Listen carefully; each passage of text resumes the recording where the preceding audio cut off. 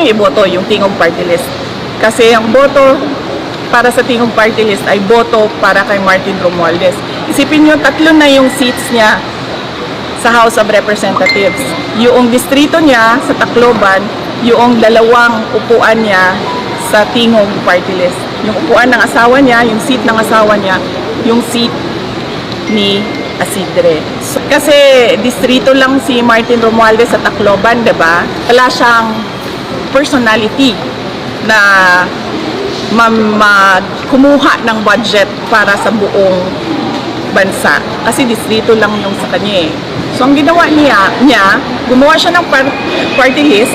Ang party list, pwede yan sa buong bansa. Kahit saan.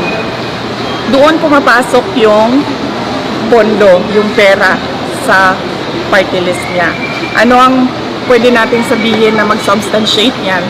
Tingnan natin yung natanggap na pera sa galing sa mga regional offices papunta doon sa Tingog Party List at magkano yun. So bakit ako sasagot sa tao na unang-una